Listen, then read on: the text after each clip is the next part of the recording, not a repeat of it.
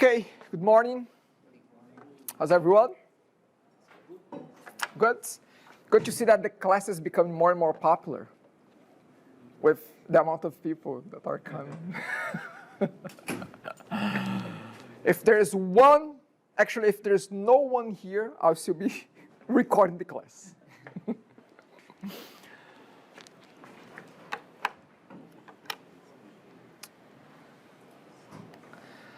Okay, so let's start by reconnecting a little bit with where we left off last class, okay? So last class, we were talking about inheritance. We were talking about parent classes, child classes. We were talking about how a child class can override a method, a behavior in the parent class, okay? We were using the keyword base to be able to access the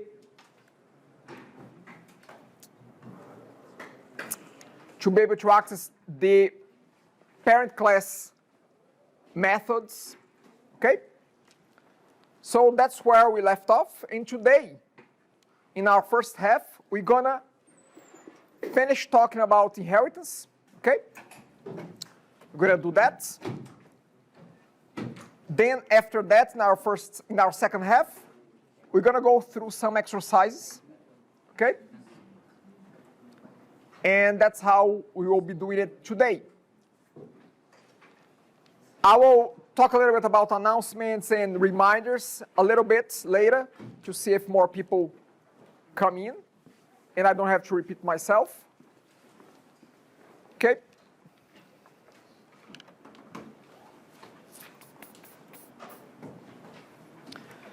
So I just want to, again, reconnect with the exercise or the demonstration that I was doing last week with a parent and a child class, okay?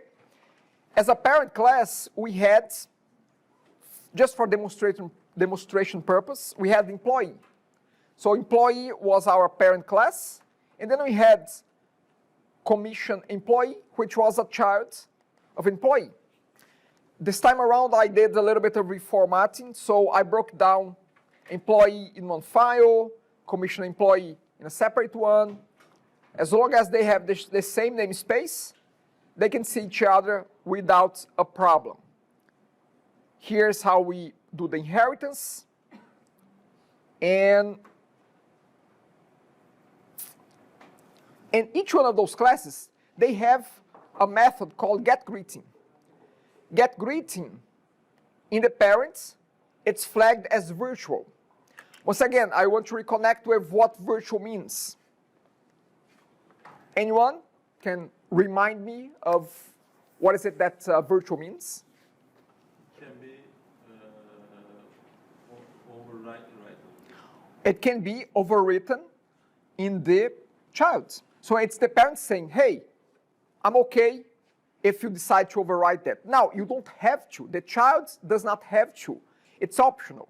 If the child wants to overwrite, it can. If the child decides to stay with the same behavior, it can as well. So it's optional. But if the child decides to change the behavior, we have to use override in the child, so we perform our own implementation in the child. Okay?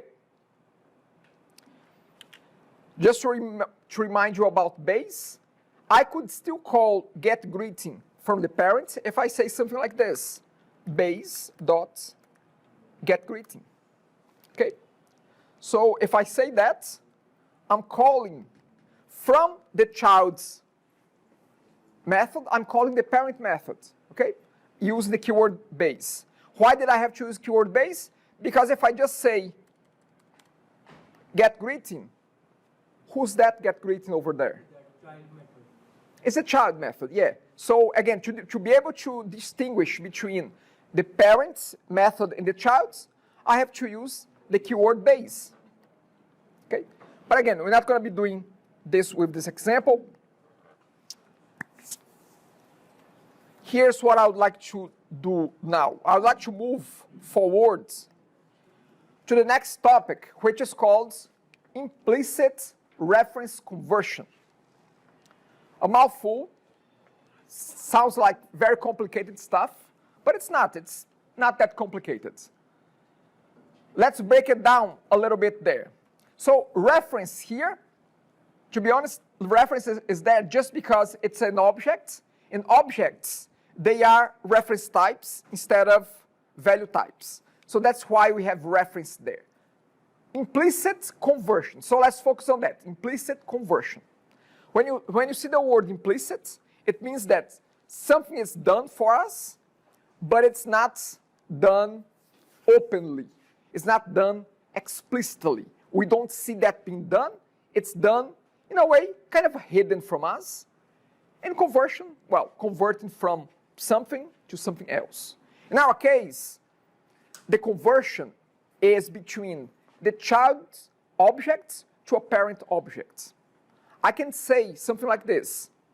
Actually, I can say that all commission employees are also employees. So, commission employee is an employee. Like cat is a, I was about to say cat is a dog. Cat is an animal. Dog is an animal.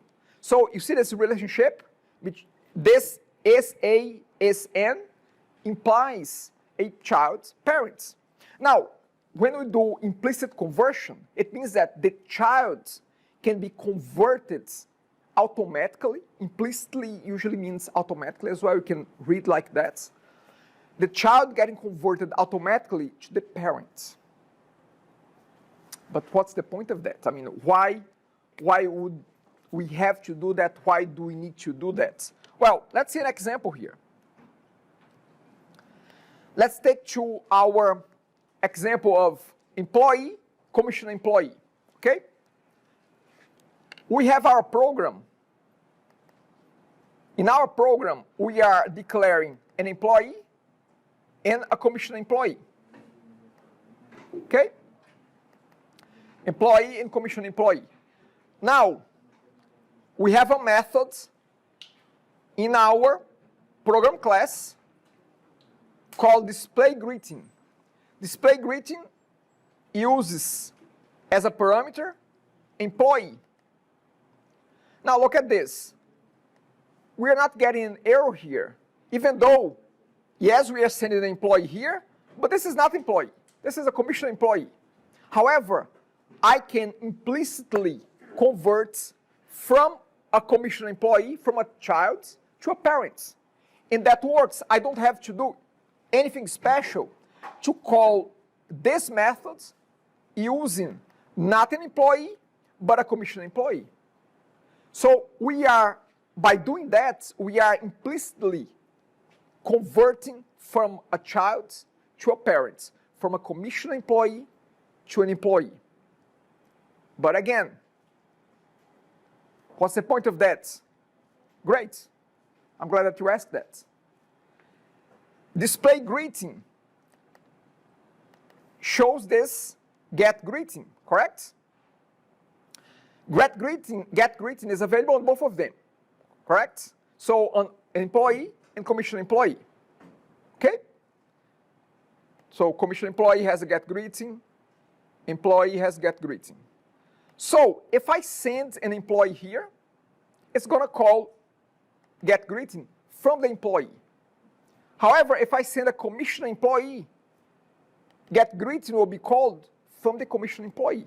So with one single method, we are now able to handle employees and commission employees at the same time. This is one of the scenarios that implicit conversion is providing us with a shorter way to code the same thing for the child and for the parents. If I call display greeting here, let's see what will happen. See, the first line, I'm calling this from the employee. That's the get greeting from the employee. The second one, I'm a commission employee. I'm calling this from the commission employee. So using the same call, I can send employees and commission employees to this method, and both of them will call the respective get greetings, the specific get greetings of each one. Okay? You can think about this as, what if I have multiple children? I could send any one of the children there, as long as it has,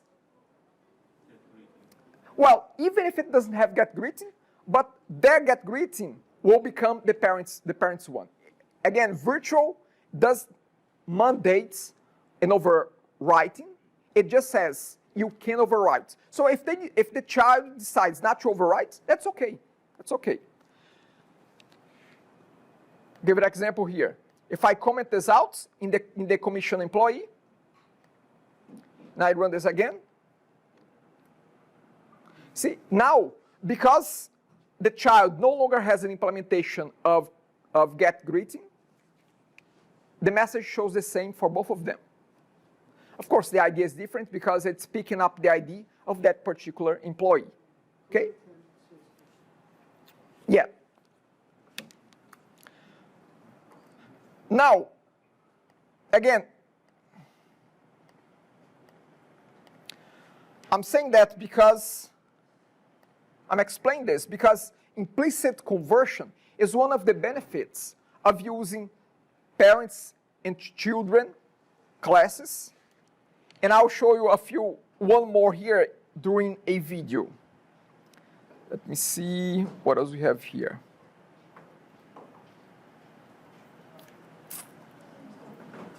Okay. I also rebuilt this table. I don't know if it was already like that last week, but I tried to make it simpler. I'm not going to hammer too much into those details. I'll not be asking you to neither memorize nor even in quizzes, I'll not be putting for you to differentiate them. I just want to understand you to understand this. Remember this. If a parent wants to allow a child to change its method, flag it as virtual, and then the children will be flagged as override. Okay? So remember that detail, and you are fine with our exercises, with our quizzes, with our implementations overall.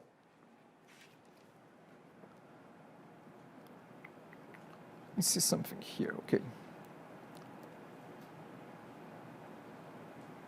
Constructor.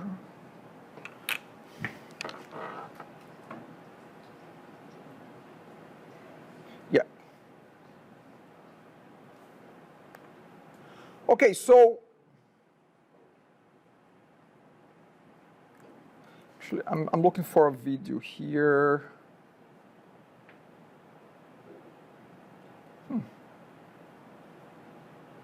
Oh no, actually, this is for tomorrow. Sorry, the video that I was thinking is for tomorrow, not today.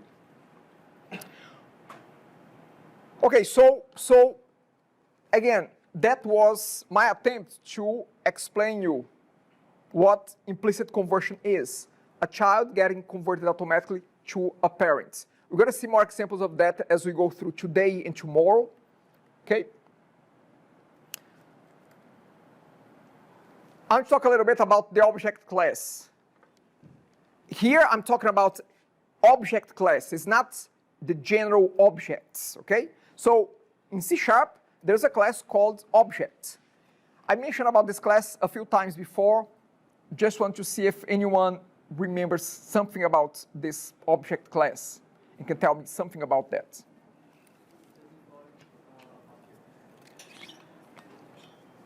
We can use another name as opposed to default. It's the parent of all parents. Yes. So if a class like this, like employee, look here, it doesn't show that it's inheriting from anyone. It doesn't have the column nor anything here. However, behind the scenes, this class is coming from object, okay? How can I prove that? How can I show you that? Well, let's have a look at this. Employee has ID number, and get greeting, correct? And any other members it has? No, it doesn't. Just two members, okay? ID number and get greeting. So if I go here to the program, clerk is an employee. If I type clerk dot, what should I see? I should see, I would assume, get greeting and ID number. But look, we see, it's a bit too small for you to see, but we see get greeting, we see ID number, but we see other properties as well, methods too. So you may ask, where are they coming from? They come from the object, the fact that even though we did not specify inheritance here, but it's like it's coming from object. Whoops.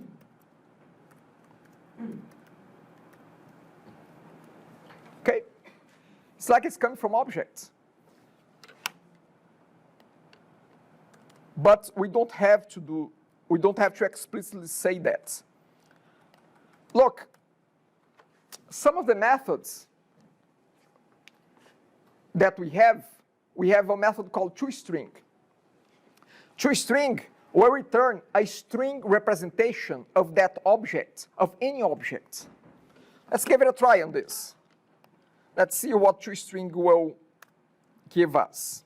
So let's do this with clerk and with salesperson too.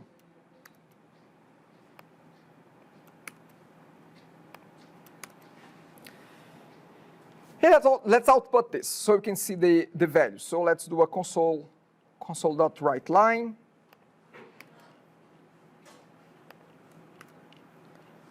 Console.writeLine. And then let's just comment this out so we can minimize the amount of output. So let's see what they do. Look, this is the output. I'm going to copy that to a text editor that is a bit bigger. So this is what it shows. Demo commission employee dot employee dot commission employee. What is this? What is this part here? The first part before the dot. It's the namespace. The namespace. So let's go here to our application. If I go to employee, look, namespace is this. If I go to commission employee, namespace is this. Okay? So the first part, it shows the namespace and then dot class name. So that's how toString behaves by default. It will show the namespace of that class dot the name of the class itself. Okay? However, we can actually, let me show you this.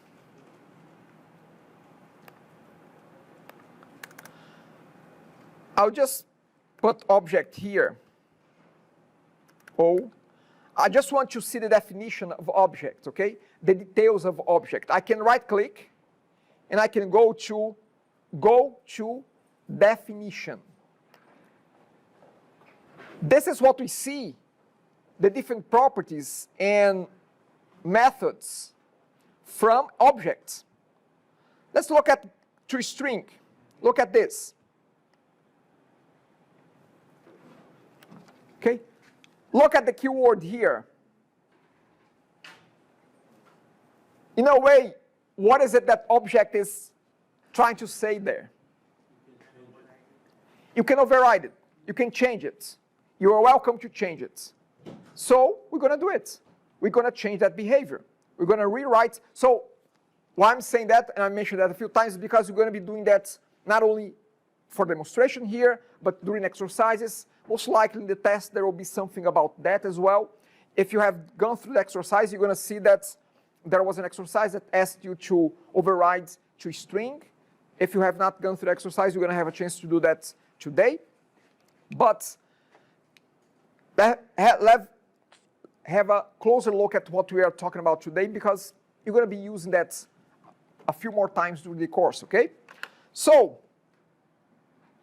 what if we don't want toString to behave like that? What if we want toString to show maybe the values of the field members of the class?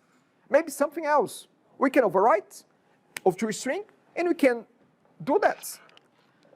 I'm going to do that. I'm going to start by doing that with employee. So I can do this. Public string to string. Look at the capitalization there because it's important to keep the same capitalization as the parent, okay? So I'm going to do this and I'm going to say, shouldn't we overwrite? yes. I was just trying to pretend that I was forgetting that, but it's good that you brought that to my attention already. So again, we have to overwrite here, if I can type, and then we have to return. I'm going to just return an empty string for now. Just by doing that, guess what will happen if I run this again? It doesn't show anything because I just said return an empty string. Okay? Now, let's return something a little bit more meaningful here. Let's say employee number, and then let's call this ID number. Let's do this.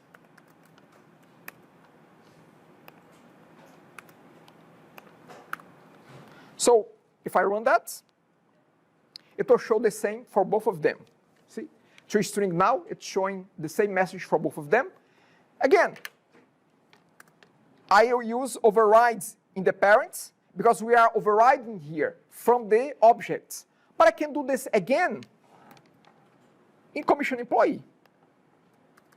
I can say override in commission employee and call this commission employee number. So I'm now in the child overriding what my parents has already done with objects, okay? And if I run this, now toString will show different messages. Okay? So this is how you can override toString. Now, here's the thing. toString is a non-static method. A non-static method will have access to all non-static fields. So you can here in the commission employee, I can even put commission rate as well. Commission rate is only available in the commission employee. So I can say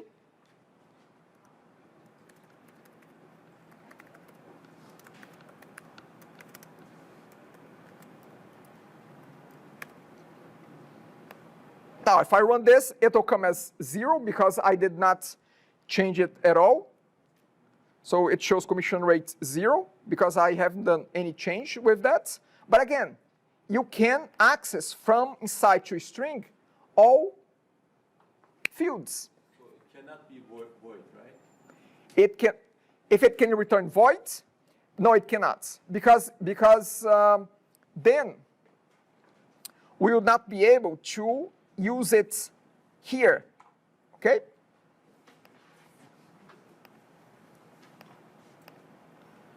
Okay, great. Now, just to wrap things up about toString, toString is, in a way, a special type of method. It's called the default method. What do I mean by default method? Well, again, glad you asked. You can get rid of it, and just by calling the object like this, whatever is running, whatever is happening inside toString will become the return value when you call just the object itself. Let's have a look here. See, we still have the same message there. So again, toString is a default method, which means that if you just call the object with just by its name, you're going to get as a return when the situation requires a string, you're going to get toString by default, whatever is happening with toString. Okay? Check this out. Again, I spoke a lot. No, not too many questions. Come on. I doubt that everybody is, whoever is awake is following me. So again, what's the purpose of the toString method? What are we doing with that? You can do whatever you want with that. I mean, I'm just demonstrating that you can change its behavior. Actually, in one of the exercises, I even asked that you produce something like a salesperson name, John, commission rate, so-and-so. Again, you can manipulate the method to do whatever you want. By default, it's returning the, as I showed before, the namespace dot the class name. But again, what are you going to do with that? I'll leave it up to you. It's really up to you. If you want to display, if you want to check the type, maybe in your code you are doing some checks there. Maybe you just want to output which classes are being used at that point. Again, it depends on, you may or may not, I'm not saying that you're gonna have to use it. I'm just saying that it's there available. If you are creating children classes, you can override them to make them behave the way you want it to behave. Again, look at this. If I want to output, this information, commission employee, commission rates, I could do that manually inside my program. However, why not have this done in the class itself? Why not have this done by using the toString? Because now I can use toString anywhere, and I can call it to reproduce this format. Okay? That's one way to describe it. Let me see if there is anything else here that we need to have a look. Get type is not super important. I mean, again, you can have a look at that. I'll jump in a second to constructor. Question? Get type, it's just another method from objects that returns the type of that class, not in a string format, but as there is a type of types. Each class, whenever you create a class, you are defining a new type. So get type becomes like the employee. It's that name, the employee name, but it's not a string here. It's a type called type. And again, that's the reason why I don't focus on it too much. It's being used here just to show it. But again, I would rather us just focus on toString than focus too much on get type. If you need to use get type, just call it like this, and that's fine. There is one exercise that has get type. Again, you don't need to look too deep on that. toString is good enough for us to work with. I see a question there. Can we use different return types and argument types when we override a new method, I would assume? Okay, so if we are overriding, we need it to behave like the parents. What does it mean to behave like the parents? The name of the method has to be the same, the return type has to be the same, the parameters, they have to be the same as well. So that's what overriding means. Overriding is different from overloading. The question, the question is asking whether or not overriding works as overloading. No, overloading is the same method name with different parameters. Overriding is overriding from the parents, okay, with the same return type, name, and parameters. But the behavior, the implementation, well, should be different because otherwise there is no point of overriding, okay?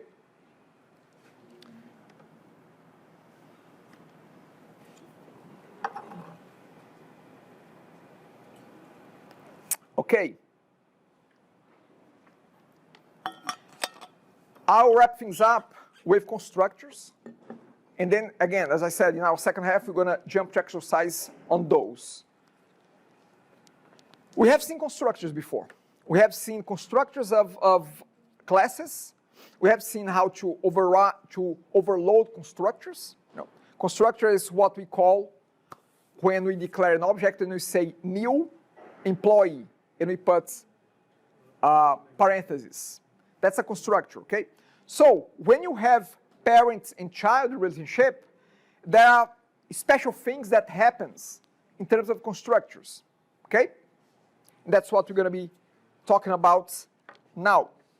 But before we go there, let's start with a video from our BFF, our author.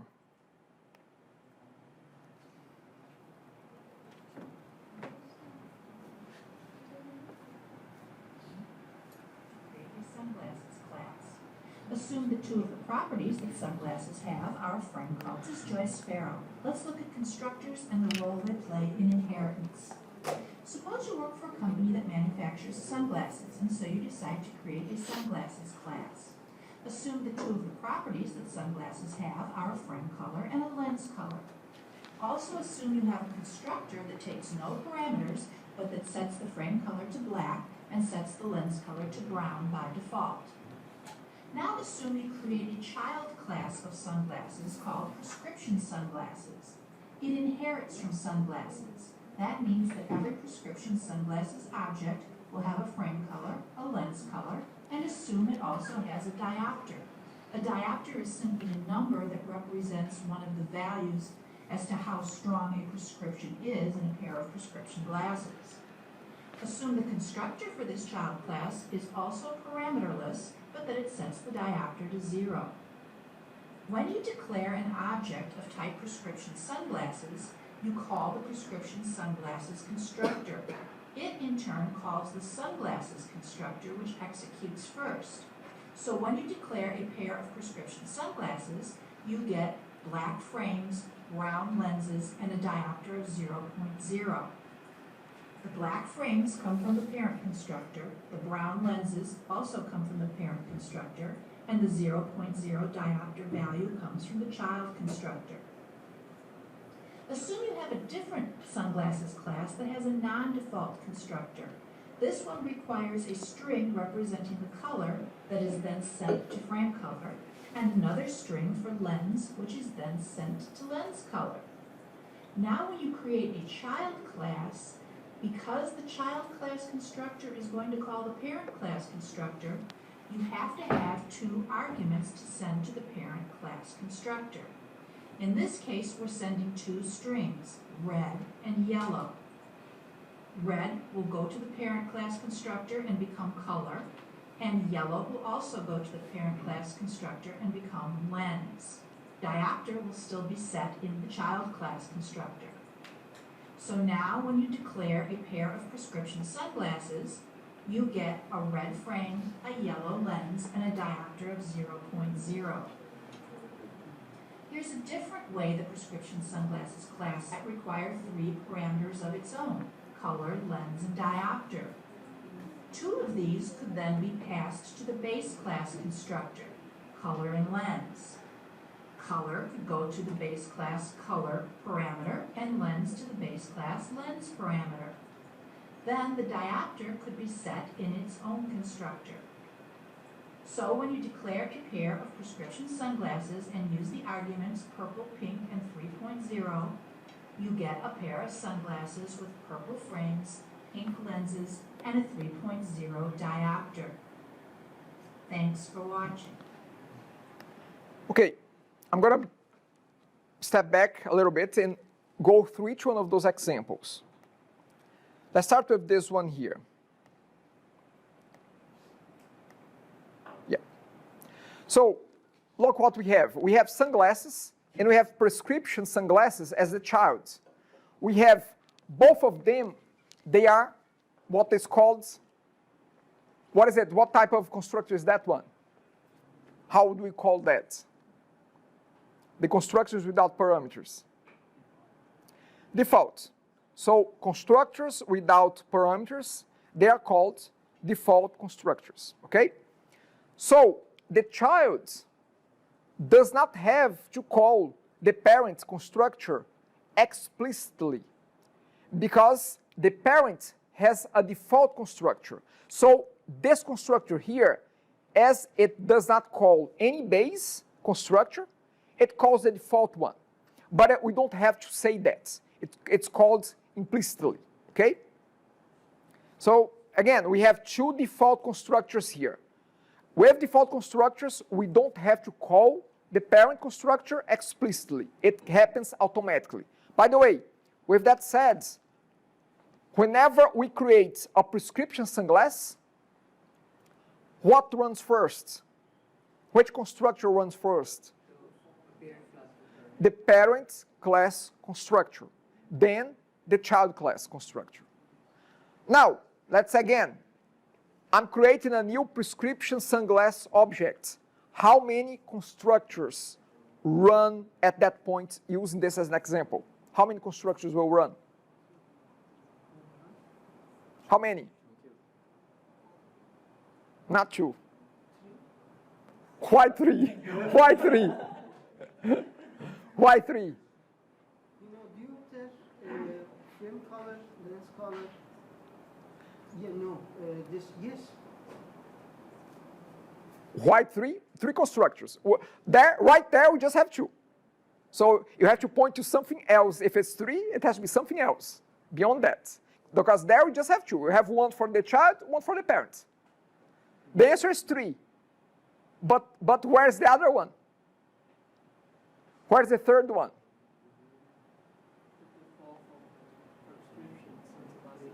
The default are here. This is the default constructor, this is the default constructor. Where's the third one? Objects, yes, yes. So when this one gets created, it calls the constructor of the parent. But when the parent tries to call its own constructor, it checks, okay, do I have a parent? Yes, object is a parent. So the object constructor runs, then the parent constructor runs, then the child constructor runs, okay? So the child constructor is always the last constructor to run. The topmost parent is always the first one to run, okay? Okay, now what? So this is the first example. So with this example of default constructors, we don't need to call the parent constructor explicitly. It happens automatically for us. Let's jump to the second example here.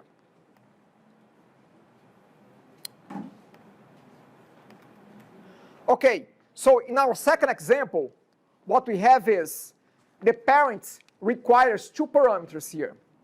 Because the parent no longer has a default constructor, the child must call the constructor of the parents explicitly. And we are doing that using the keyword base. Remember, we use base to make a reference to the parent class, okay? So here, we are using base to make a reference to the parent constructor. And then we are saying, okay, whenever a prescription sunglass gets called, call the base constructor and send those two parameters, red to the color, yellow to the lens. Yes? Is it because in here, the constructor for the parent, it's have parameter in there, so that's why you have to... We have to call, yeah, because here's the thing. If we don't put this base yellow, red here, it means that it should call the parent's default constructor. It's okay also, right? But hold on. But look at the parents. At this point, does the parent have a default constructor? No, because here's the thing. As soon as you define the first constructor in your parents or in a class with parameters, you are getting rid of the default constructor. Unless you explicitly create a second constructor here without parameters, then we have the default again. But without default constructor, we have to call from the child constructor the parent's constructor not automatically. We have to call explicitly, okay? Otherwise, it won't compile. The code will not compile, will not run, okay? Okay, Now, let's go to the third example here.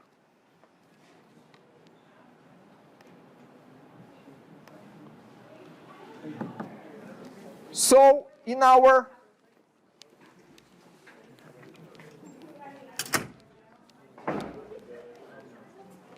third example,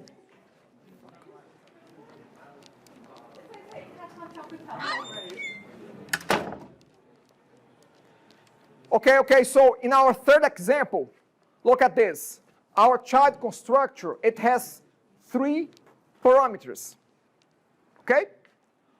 Color, length, and diopter. Now, here's what we can do. Instead of hard coding, when we call the base, instead of hard coding the color and the length, we can send whatever is being sent to the prescription sunglass constructor, we can send the color in, we can send the length in here, and the color here.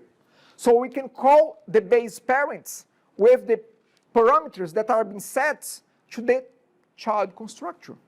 So we pass them along and say, okay, I get the color, I'm going to send the color to the parent constructor. I get the lens, I'm going to send the lens to the parent constructor. So again, in this case, we don't have a default constructor for the prescription sunglass. We have it with parameters here. So again, we call the base, and we send whatever parameters we want to send there.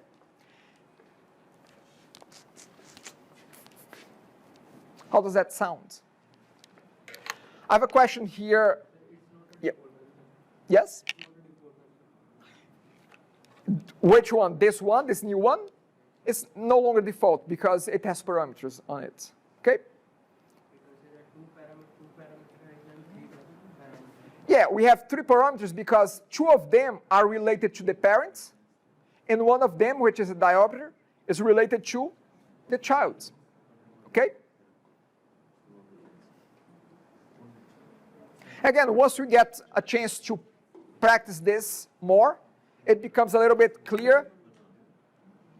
I see a question here from the previous topic. I'll address that in a second. Any questions here about this particular topic? Constructors, yes. For my base class is having 2 or 3, like, one is the default constructor. Yep. Number 2 is the having 2 parameters. Got it. So we have parents with 2 constructors, one default and one with parameters. Okay? Now, if I want to call both of them from software, then is it possible? Well, not from the same constructor. So again, you can have 2 constructors in the child, one calling the parent without parameters, the other one calling the parent with parameters. So from the same constructor, you cannot call 2 of them. Okay? Same question. Yeah. Suppose I've derived the parent, I make a one child class and derive that parent. Yep. And I don't specify the base with the parameters. Okay. So is it going to call the default? Yes. Yes, it will call the default. That's how we can call the default and parameters. Yes. Yes. You don't need to explicitly call it. This method is only for the to initialize the object without the getter setter, right? Okay, getter setter, we're talking about properties here. So, what's your question again? Like if these parameters constructors are used to initialize the object of the parent, but suppose we have the getter setter in the parent class, so we don't need to call the parent constructor. Oh, I see. Okay.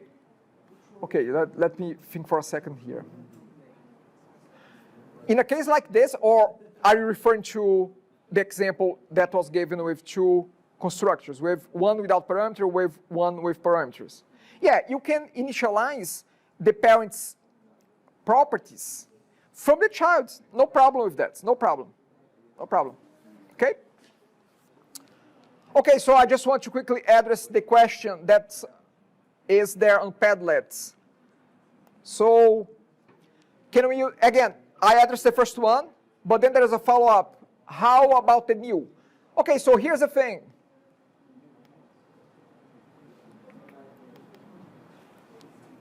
You can here's the thing.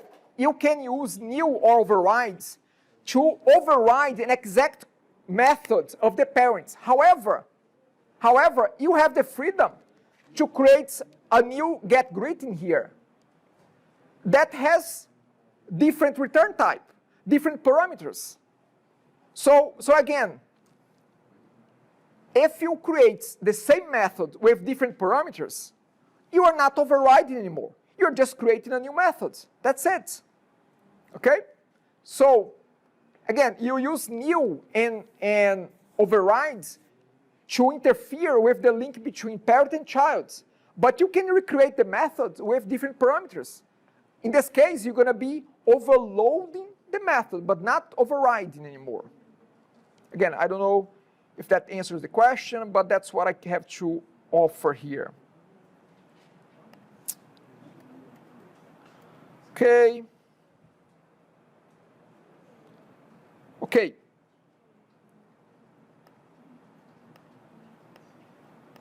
Again, this becomes more clear when we get to exercise. I'd like to wrap things up for our first half with a few reminders of what is it that we will be doing today, tomorrow, and next week. Okay? So let's start with today. What is it? I missed already. Okay, so we're going to do exercise, and then we're going to have, not today, we have our quiz tomorrow. So quiz number 3 tomorrow in our second half. At the end of our second half of the class tomorrow, okay? Quiz number 3. 8 questions, 20 minutes. You know the formats, okay? That's 1. Tomorrow as well is the due date for assignment number 2. It's enough for one of the team members to upload on behalf of the entire team, okay? Is it possible to extend up to this weekend? Any particular reason? We have, too much exam next week. Mm-hmm. 3, 4, something like that. Submit when you can. And then let's see. Okay? So it is ready, but we should check again, Okay. Okay, perfect. So again, upload when you can, then we'll see. So that's assignment number 3, quiz. What else we have? Next week we have our midterm. So on Thursday, we're gonna do some exercises to help you out and warm you up for Friday's midterm, okay? So Friday midterm, it's an exercise. There are no questions, nothing that you have to answer them. You have to produce codes, okay? It's one exercise.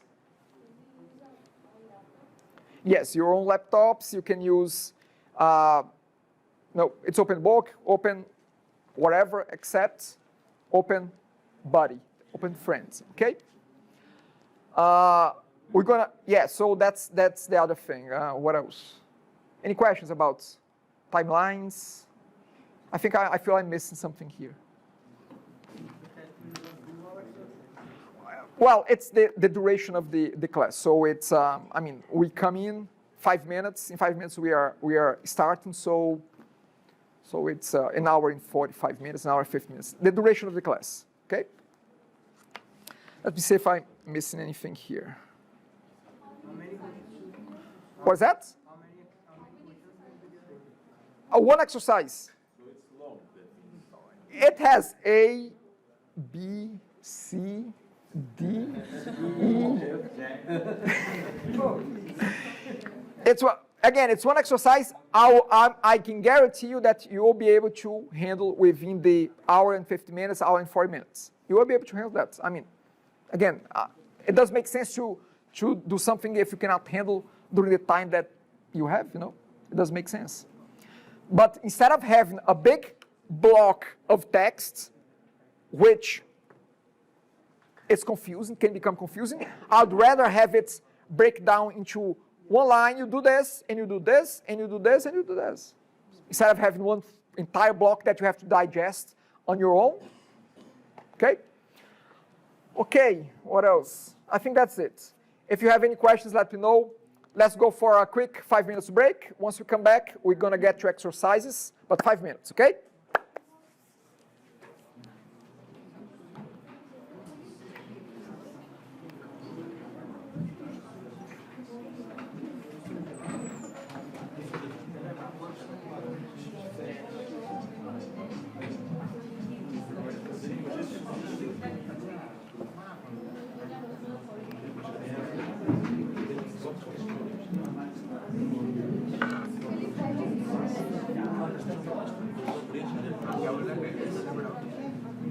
You know, I say a lot of money for say all the time when I'm playing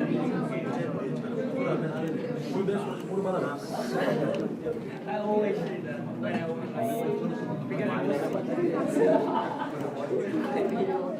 so I always say that.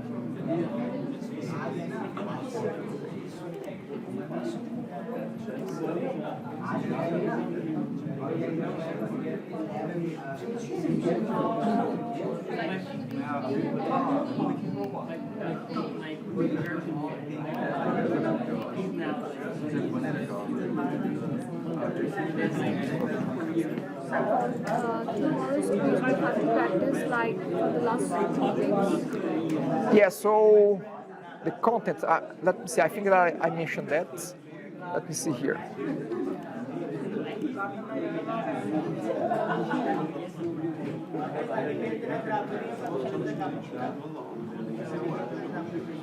Okay, I didn't mention that. It's about inherit. Let me point that out. Give me a second, I'll point that out to everybody, okay? For the test, so we studied a lot of stuff. If you can specify that we have to practice, not like give more passes on this point, it will be easy for us because we are trying at home the exercises and other stuff. It will be like if it's short syllabus, it will help. Yeah, okay, so in terms of the test, it's really an accumulation of everything that we have seen so far. In terms, I mean, the best way is for you to review the exercises week by week. That's the best way to practice for the test. That's why I guess I'm asking because there are so many things maybe inside the text, even in the class there in my handnotes, even outside of this text we studied a lot.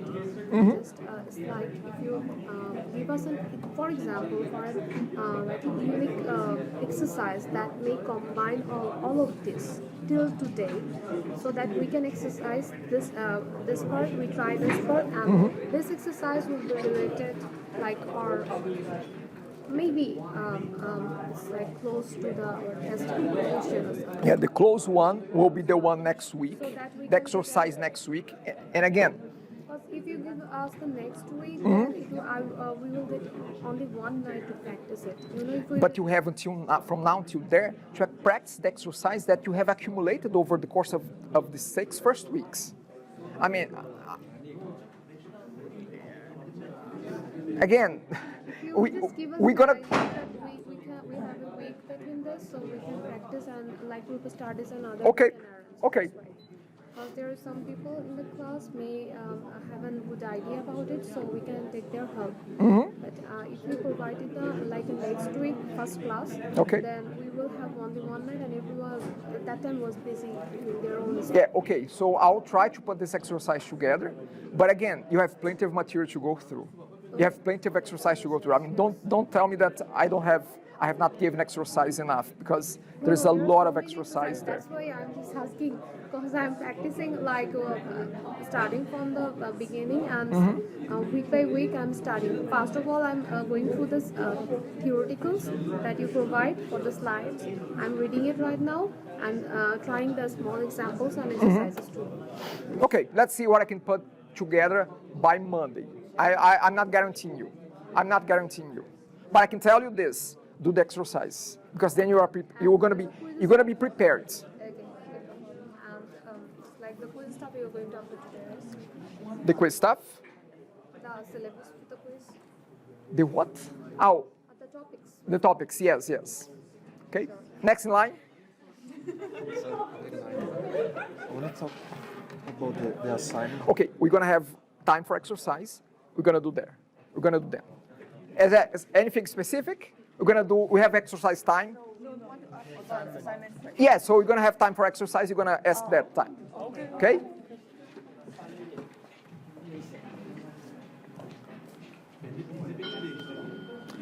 Dinner's ready.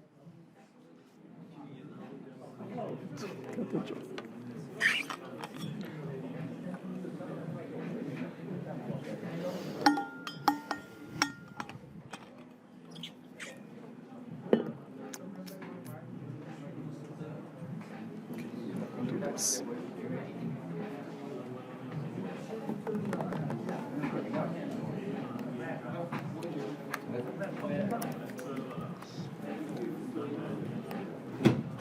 Okay, we're going to start something interesting now.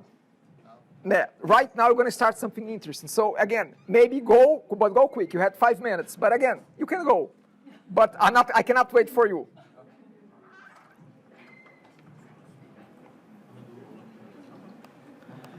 Okay, so we're going to do a non-graded quiz right now about this topic. Non-graded. Relax, breathe. Non-graded. Okay? Okay, so let's go to Nearpods. Can you please load Nearpods?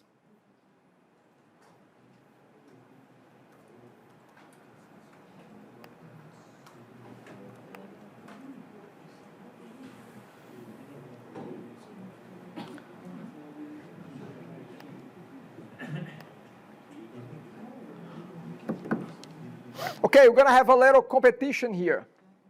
5 questions. I want to see speeds and I want to see accuracy. Let's see who's faster. Let's see who knows best. Put this code there. Again, you may want to identify yourselves. I'll leave it up to you. Put your codes there.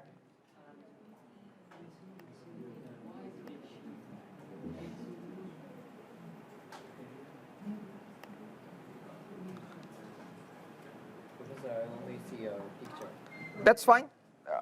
Which one? Yeah, that's fine. You only see a picture there. That's okay. That's okay. That's okay for now.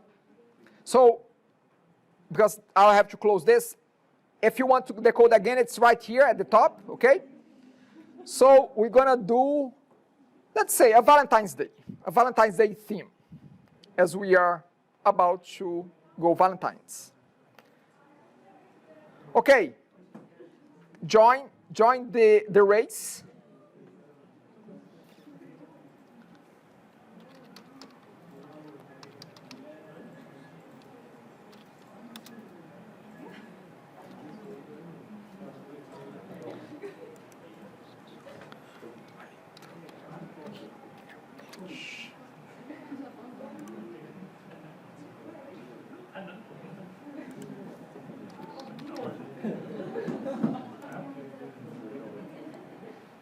Okay, I see 16, 17 people connected. Okay.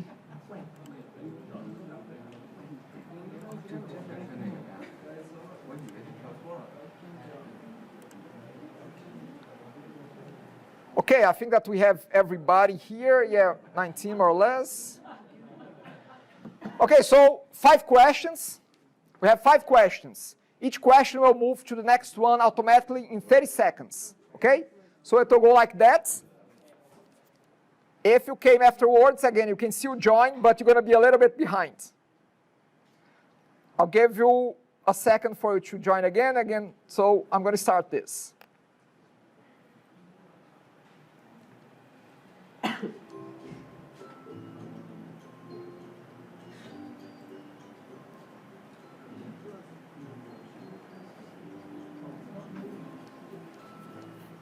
It's going to move after 30 seconds, okay? And it goes to the next question, and it will update the leaderboard.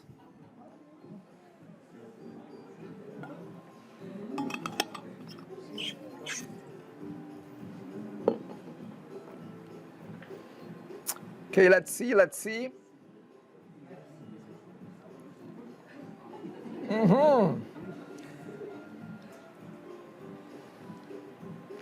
So we have MD. Who's MD? Anyone? MD wants to review?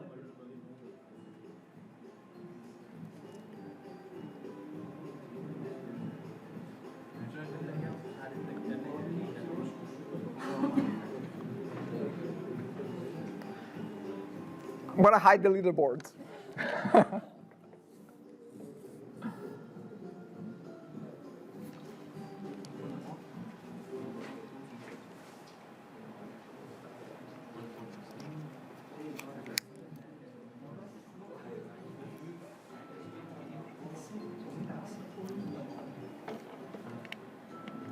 Okay, let's have a peek.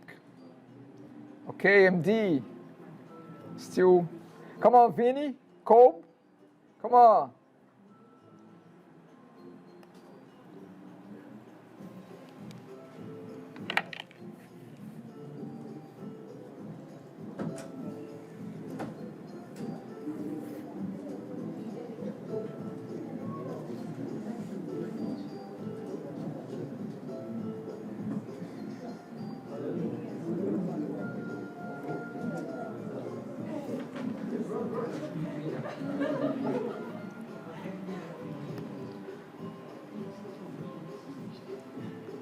Okay, we have a close tie for second and thirds. MD is going full power there. Come on, who's MD? Who's MD? We won't know who MD is.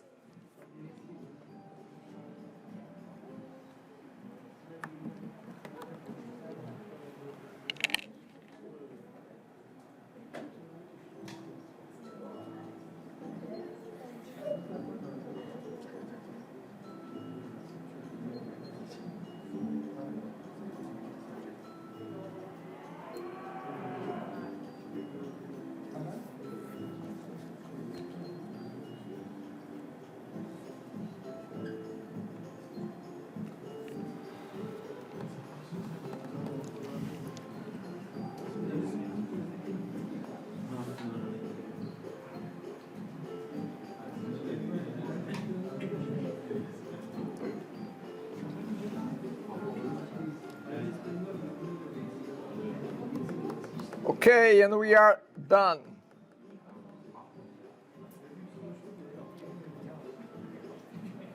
Okay, awesome. So congratulations to MD. MD, who's MD? Who's MD? Nobody will. Congratulations. So congratulations to MD, Smurfy, and Colby. Woohoo! Okay. Annoying music, stop. Awesome, you can use that in your e-portfolio, okay? And you can say that I won the climb the mountain. Okay, so how about we do a few exercises, okay? So under what we are doing here, we are wrapping up things from week 5. So if you go to week 5, we have plenty of exercise there. You do it 1, 2, 3, programming exercise 5. So again, you have plenty of options there. Who had a chance to do that at home? Everybody? Wow. That's okay. You can do it now. You can do it now. Now, I recommend that you practice them from now to the tests. Okay? So again, I'll leave it up to you to choose which exercise you're going to do. I'll be walking around. If you get stuck, I'll be helping you out. Use this time well, okay? Use this time in class for exercises well, because you have me available right here, right now. The solutions for all exercises are already provided. You see the You Do It solutions here. You see the program exercise 5 solutions here. For each one of them, there is a video that goes together. You have program exercise 5 videos. You Do It videos, where I explain step by step how to do the exercise. So you can review that at your own pace when you are outside here. No. But let's use our second half today to work on that. If you want to work on your assignments, you can work on your assignment as well. I'll leave it up to you. Do whatever you want to do at this time. I'll be here to assist.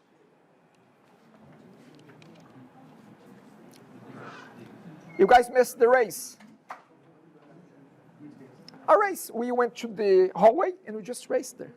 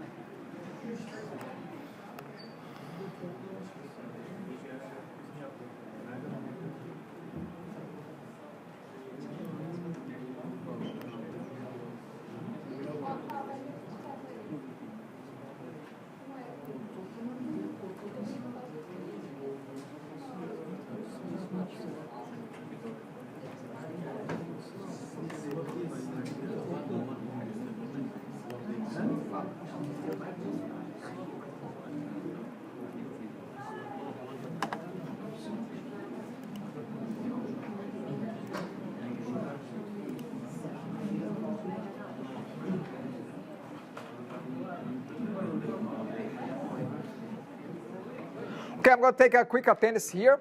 Okay, I'll be going around after that. Ahmed? Amanpreet? Anu? Brandon? Kai? Yep. Danny Fu? Fábio? Jayton? J, yeah. Jan Zhao? John Aveniro? Luana?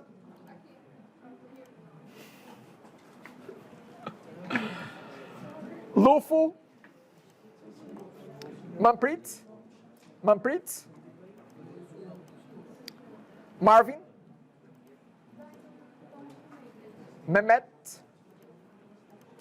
Bukahit? Raul?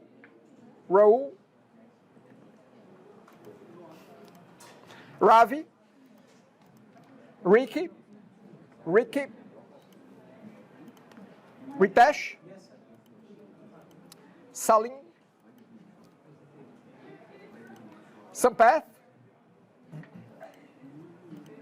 Sanchit? Smurith? Steven? Tenjinder? Sorry. Theory?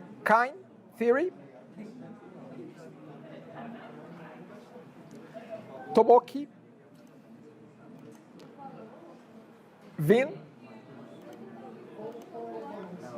Wahida? Inu? Eugene?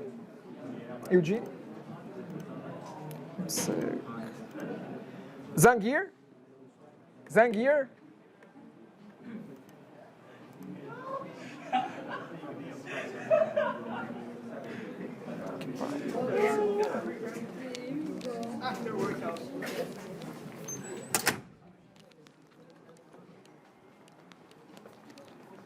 Okay, theory, yep, okay. If I did not call your name, let me know. Yes, I got it. Okay. So you wanted to show me something before? I'll drop by in a second, but you had something to show? No, we just So, about the assignment. Got it. You want to ask me now? Okay. So we're creating.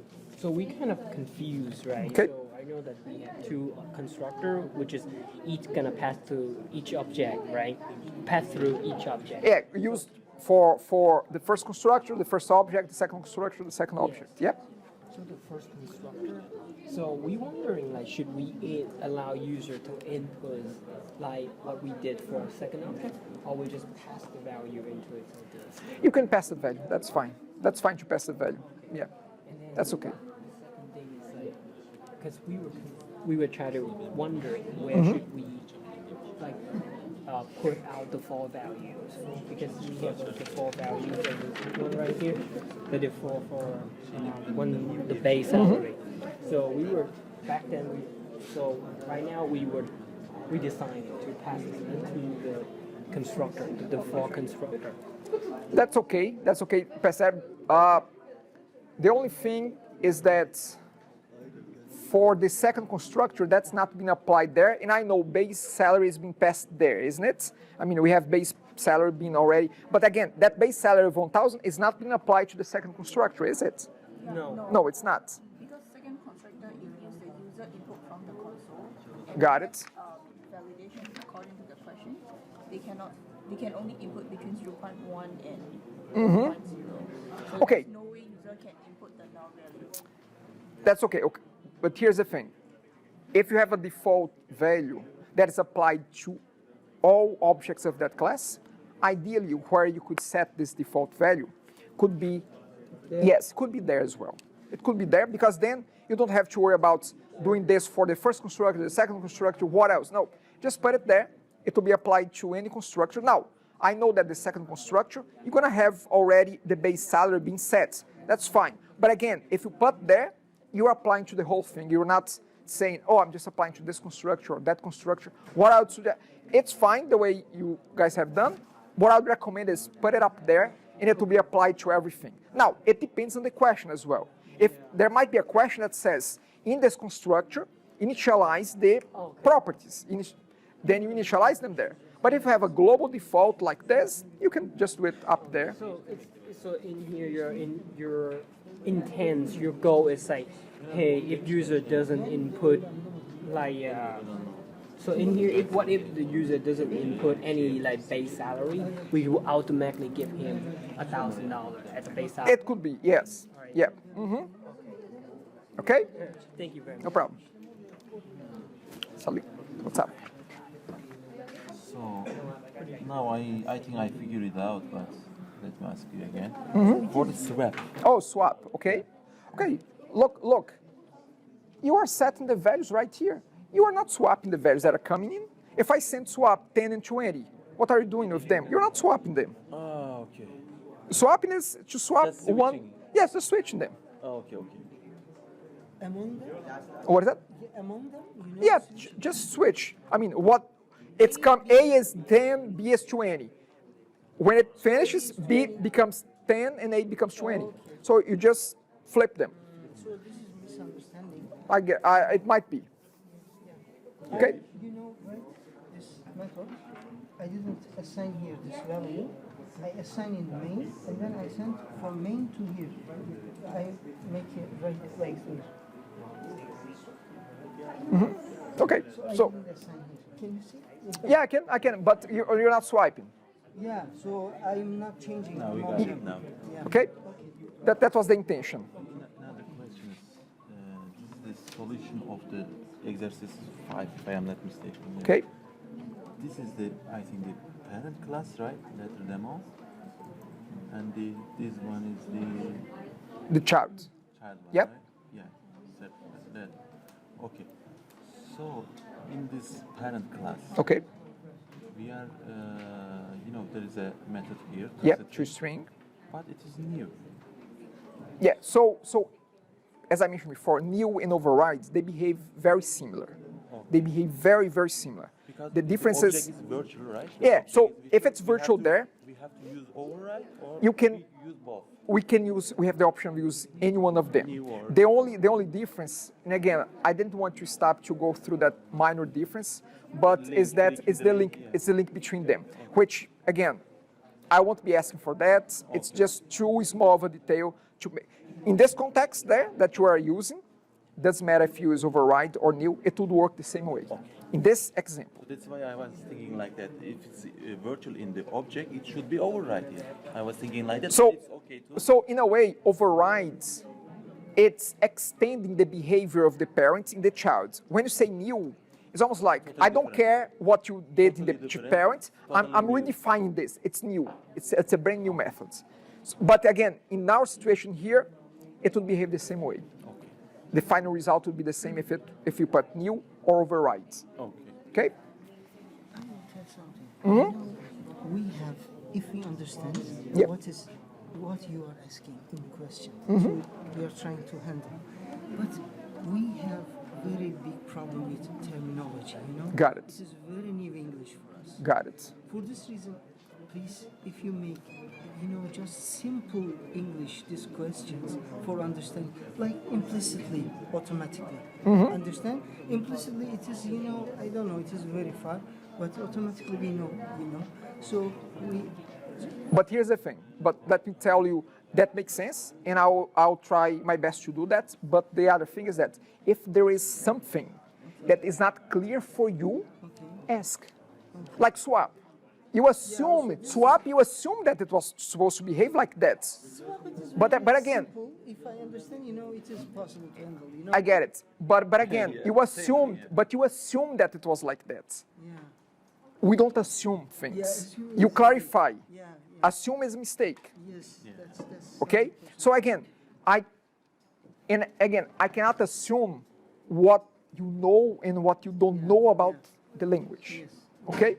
So again, it's hard for me to see, okay, should I, how, and I get it, how can I reword this in a more straightforward way? But again, if anything is not clear during the test, during the assignments, during anything, ask and I'll clarify. And if you had asked me what is swap, I would say, this value here come in, you're just gonna turn their values around. Okay? I should tell. Programming 1 and this programming 2, it is two different worlds. You know, this is, really completely not easy to digest. You know, every week, this classes content, it needs, more than 2 weeks to digest. And, it is becoming, in time. It is not simply possible to, okay, you drink some mineral water and then you digest immediately. It's not happening. I get it. So, And that's also the reason why there are certain things that I skip.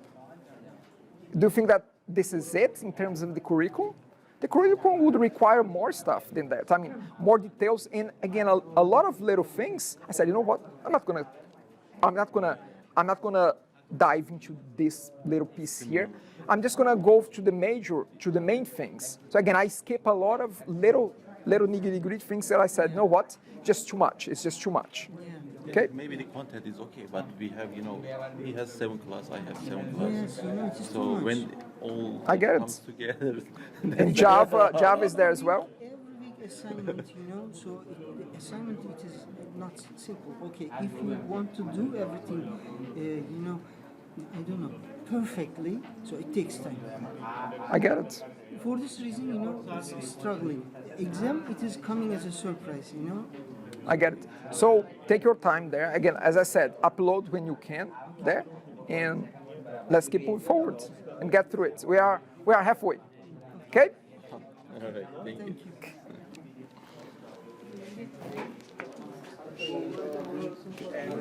Yeah.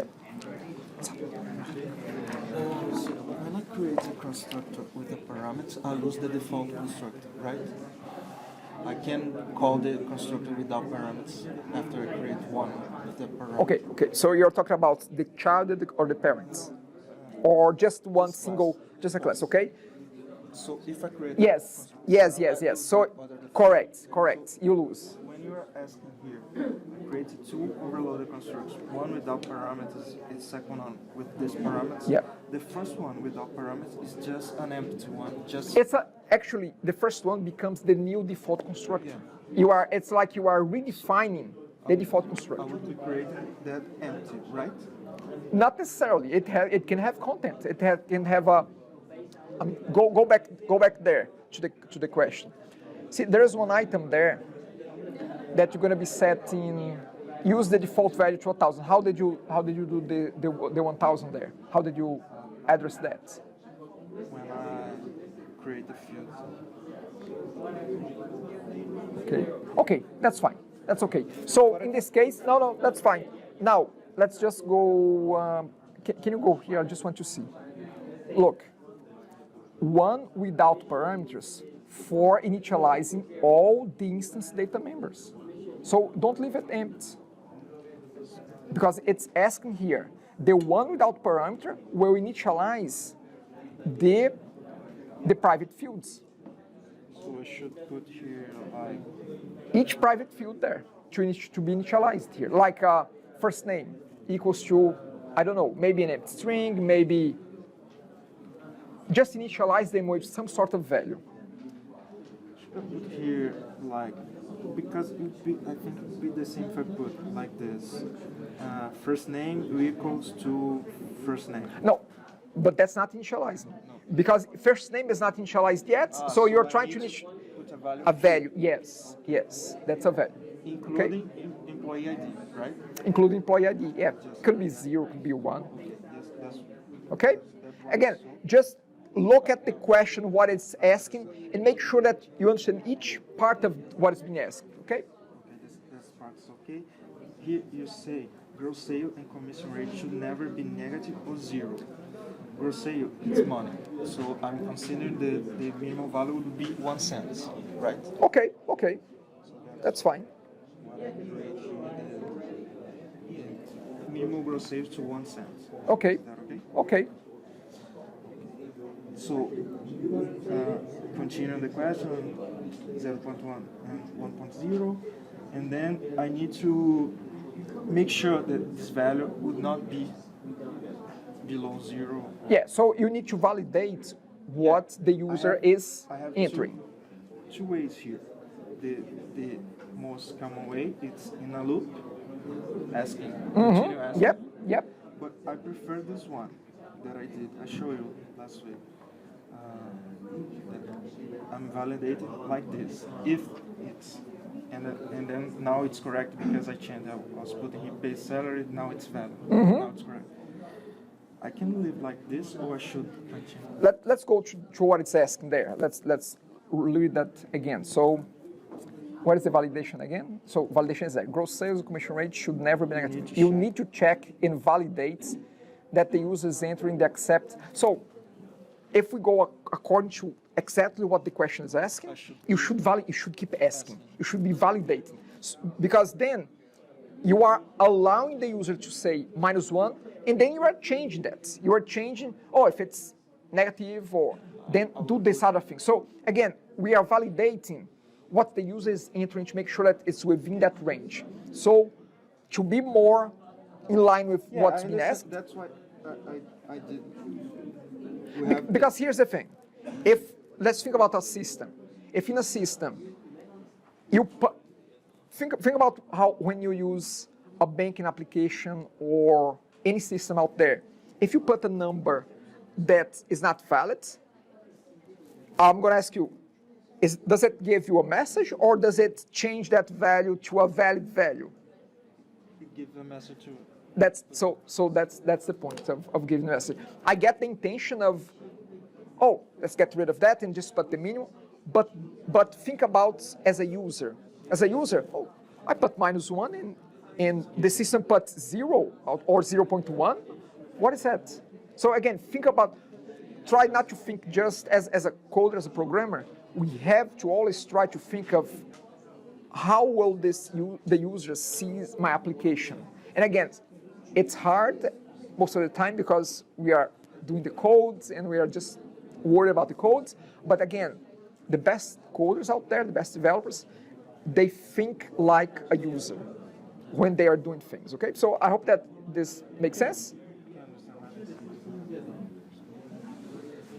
Another thing here is for the second object, I need to put as my employee ID, but Yep.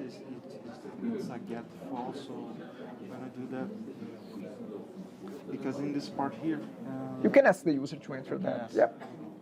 Okay. Problem. Yes. So in here, we still confused. We set this default value to 1,000. Okay.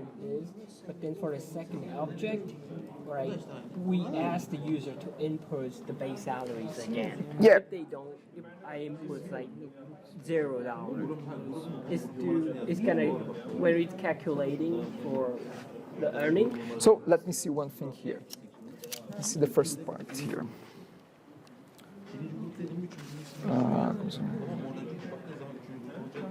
Okay, so I don't think that there is any particular validation that you need to do for the base salary.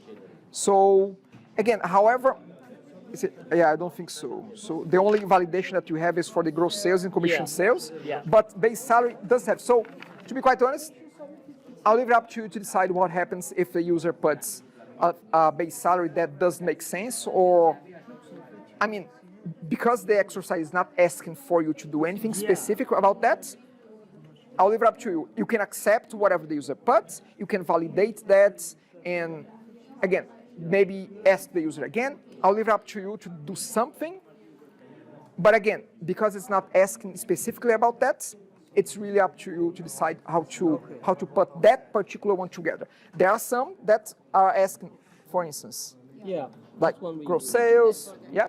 Yeah, and because in here, because we were talking early, like we don't know that if like the base salary is like we enter zero, because right now we were enter zero for the second object. Okay. It will calculating like it will return only the earning will be only the commission because there's no. I get it. There. Yep.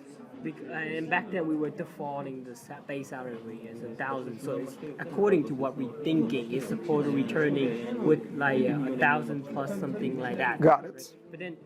But then because this one doesn't clear on the second object, Okay. so if we would just if the user enters $0 for the base salary, would it be an acceptable answer according to?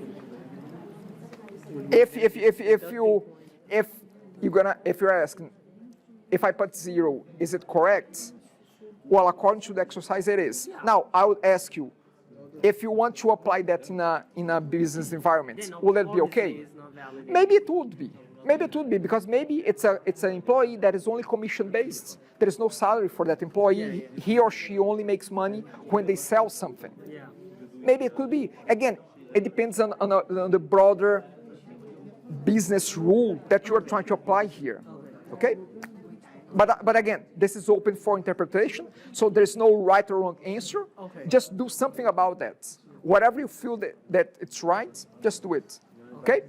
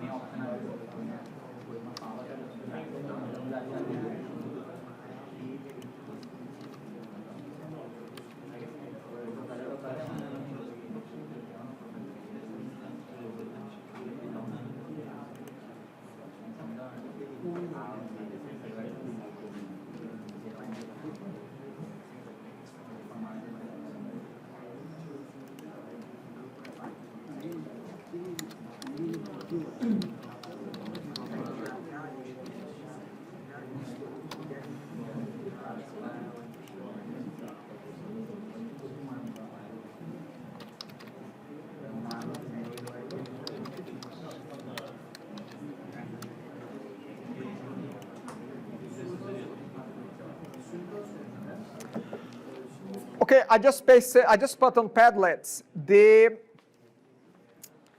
list of, well, should be there. The list of topics that will be covered in the quiz tomorrow, okay? So again, list of topics that will be covered in the quiz tomorrow. Here's the list.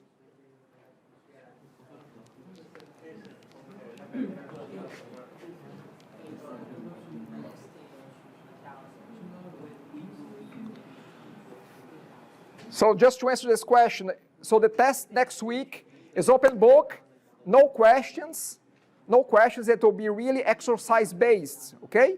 So like exercises that we do here, it's open book, but no multiple choice, no questions, no written questions, it's all code based.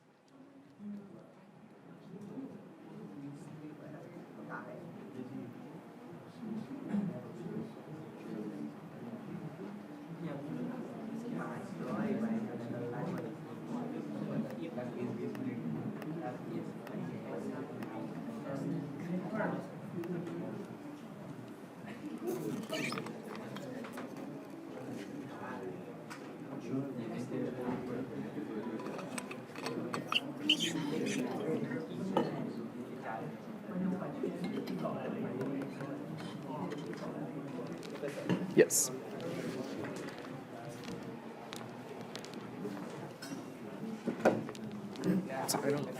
Yeah, that's okay. That's okay.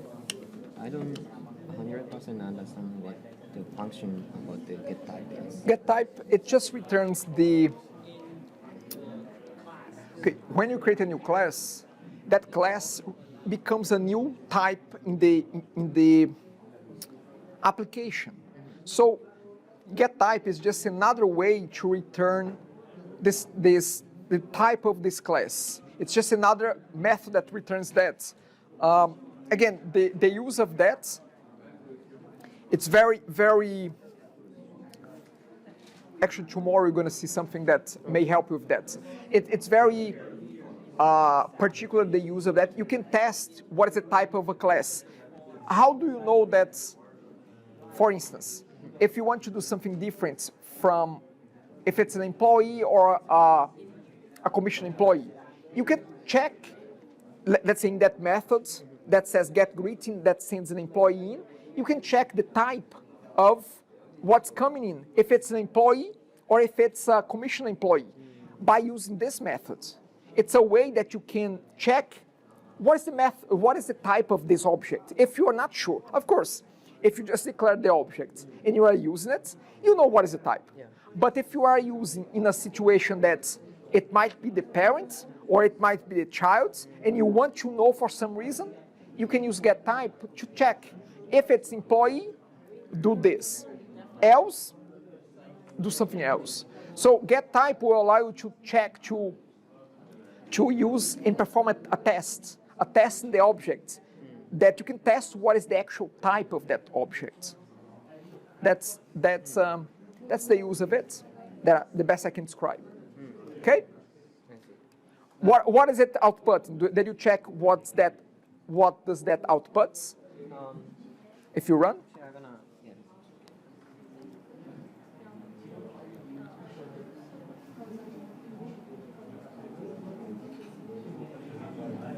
Oh, I didn't write. Oh, you didn't write. Okay.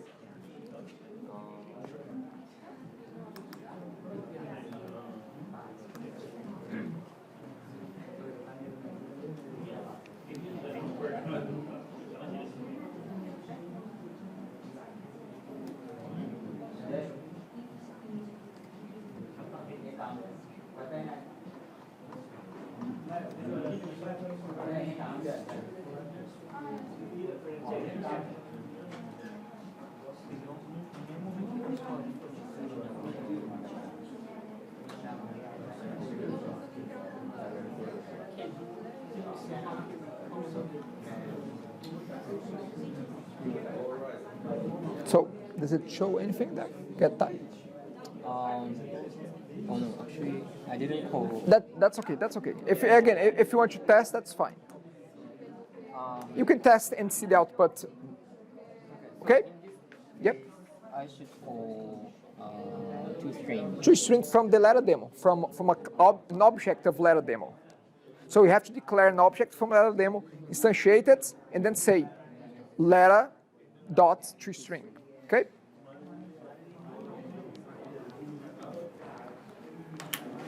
Okay, 1 second. Is this from someone here? Because this was left last week in those seats. Is it? Okay.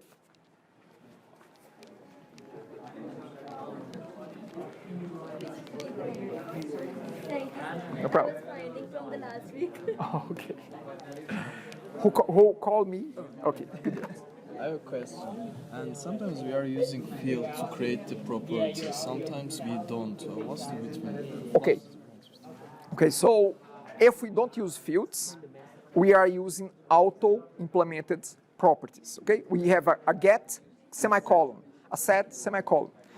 Behind the scenes, there is still some fields being used, but we just don't have access. So those are very simple properties. We just get from and set to them.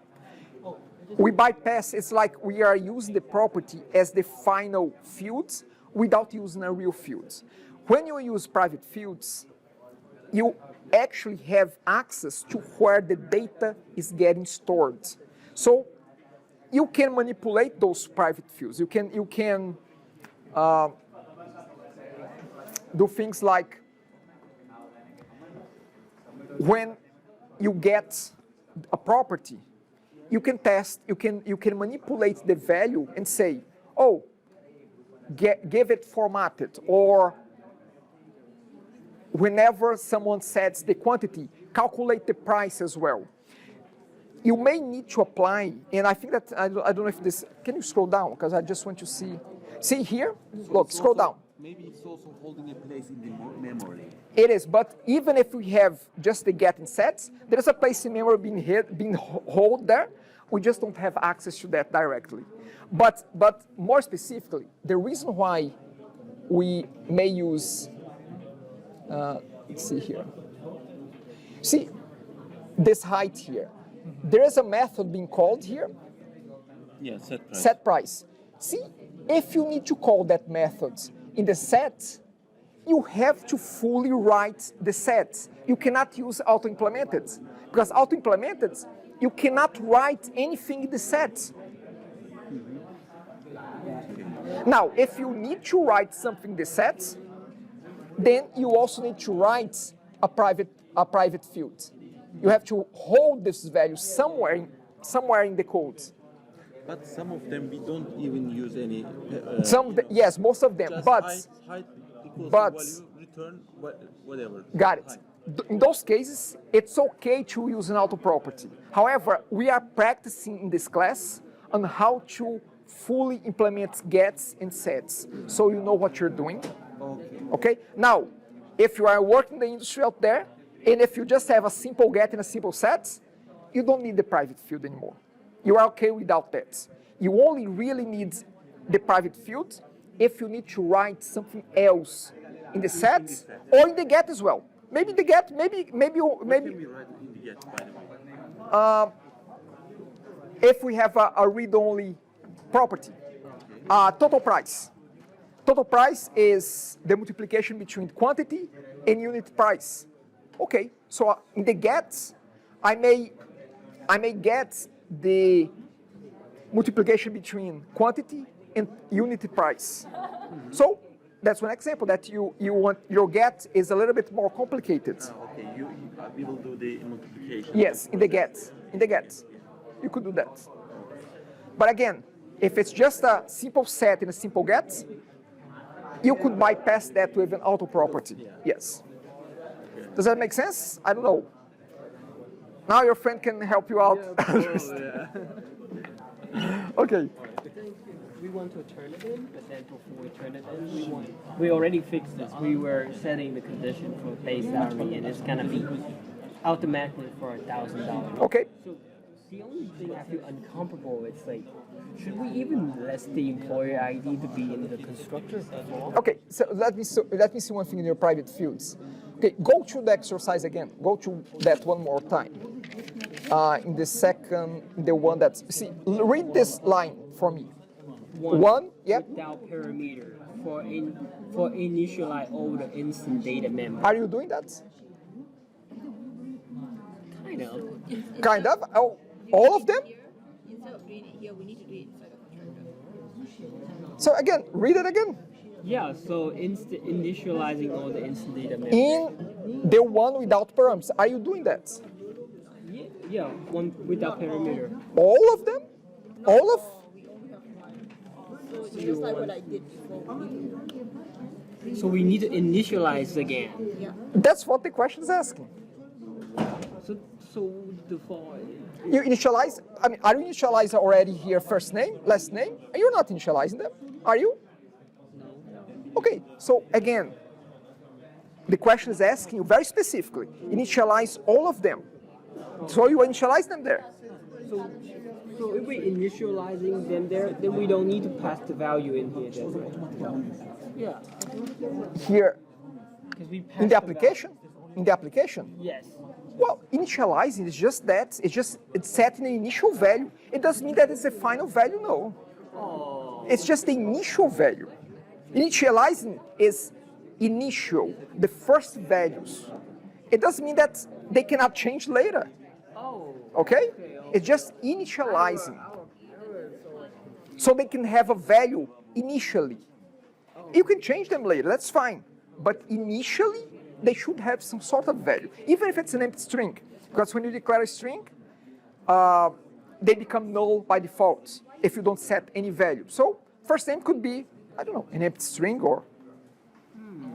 So even like normally we initializing like a double for some like salary, by default it's equal to 0. Because but we never really seen it, or we never really like equal to 0. But then it. But I'm asking to initialize, and again, I'm not saying that set 0 to the fields. You can initialize however you want. I'm leaving it open for you to initialize them. Okay?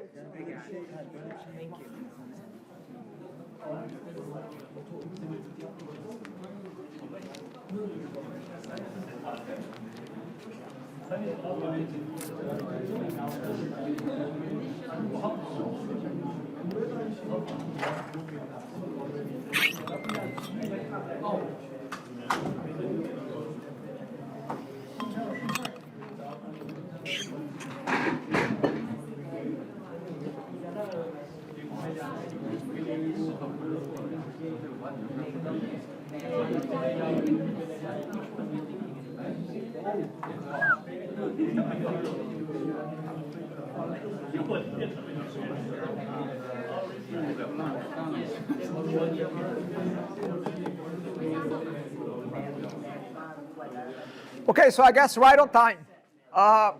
So I'll see you all tomorrow morning. Again, quiz will be at the end of second half, okay? In our last 20 minutes. Yep. Any questions?